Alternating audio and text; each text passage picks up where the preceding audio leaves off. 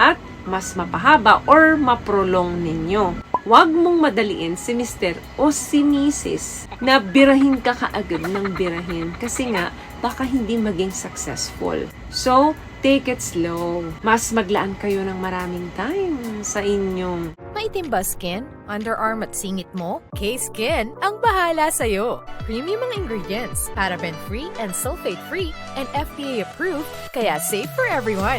With K-Skin, ibalik ang alindog mo. Huwag nang magpahuli. Hi guys! Welcome back to our channel. Kumusta po kayong lahat? Sana ay nasa mabuti po kayo. At sa mga hindi po nakakakilala sa akin, my name is Cheryl Ting. At kung bago lang po kayo sa channel na to, pwede po pong makahingi ng isang favor to please consider to subscribe dito po sa ating channel. And also, wag nyo na rin po sanang kalimutan i-like and i-follow ang ating Facebook page official and also ang ating TikTok account, Cheryl Ting. Maraming salamat po. And for today's video is another concerned video po. Ang sabi niya is, Miss Cheryl, hirap na kaming makaround to ni Mr. Ano po ang dapat gawin?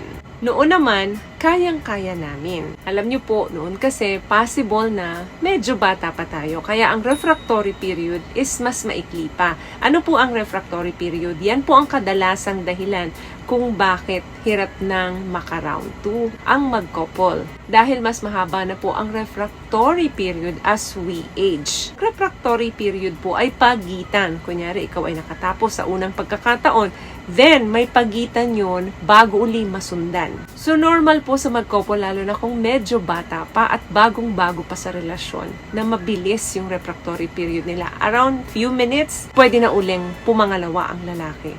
But as we age, of course, humahaba po yan ng 12 hours up to 24 hours bago uli magkaroon ng pangalawang bakbakan. Minsan naman, kahit medyo may edad na or matagal na sa relasyon, pero mas sagana pa rin, matibay pa rin ang kanilang bakbakan dahil depende rin po iyan sa diet or sa lifestyle ng mag-couple, especially kay Mr. Kaya very important po na nami-maintain natin ang healthy lifestyle with regular exercise and stress management. Madalas kasi yung tatlong factor na yan po ang nakakaapekto kung bakit hirap nang makatapos sa pangalawa. Okay, number 1 tip na pwede nating magamit baka sakaling umepekto, magbago ka ng posisyon. Kung dun sa una, may iba-iba kayong style na ginawa ni Mrs. at ni Mr. Kaya naka-round 1 kayo. This time, sa susunod na bakbakan, ibahin nyo naman yung style ninyo. Mag-experiment kayo ng iba-ibang style ninyo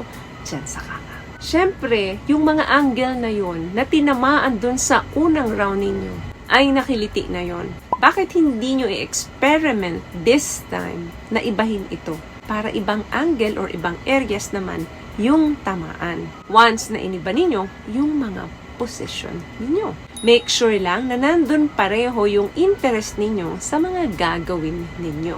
Number 2, take a break. Huwag ka naman masyadong mabilis. Pagkatapos nyong makaisa, magkaroon naman kayo ng break. Para saan yung break na yan? Of course, para makarecover yung katawan ninyo para sa susunod na bakbakan. Huwag agad sundan kasi possible talaga na si Mr. ay hindi makatapos. Another thing, kung ayaw mo naman magkaroon ng break, gusto mo tuloy-tuloy, okay, pwede rin naman yan. Siguraduhin mo lamang na magbigay pa kayo ng mas maraming time and effort sa foreplay. Pero, dapat walang pagpasok muna diyan sa kuweba mo kasi dapat mag-focus muna kayo doon sa paglalaro ng katawan ninyo para mas mag-build na naman yung arousal gradually at mas mapahaba or maprolong ninyo. Huwag mong madaliin si Mr. o si Mrs. na birahin ka kaagad ng birahin kasi nga baka hindi maging successful. So, take it slow. Mas maglaan kayo ng maraming time sa inyong kissing, sa inyong oral, para mas mabuhay uli yung kiliti sa katawan ninyo at sa isip ninyo. Remember, yung second round, possible na mas mahaba ito bago ninyo maabot ang rurok.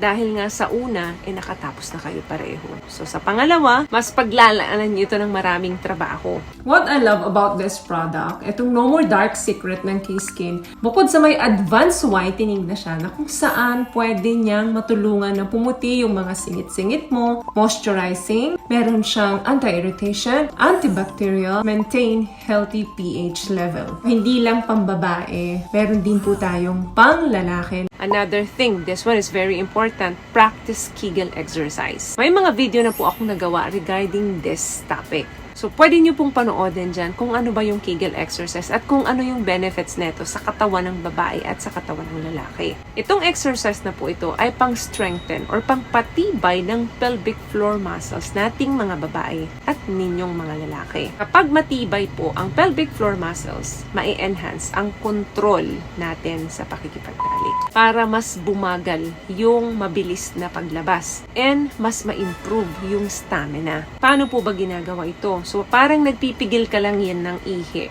Then, dapat empty, syempre, hindi ka na iihi.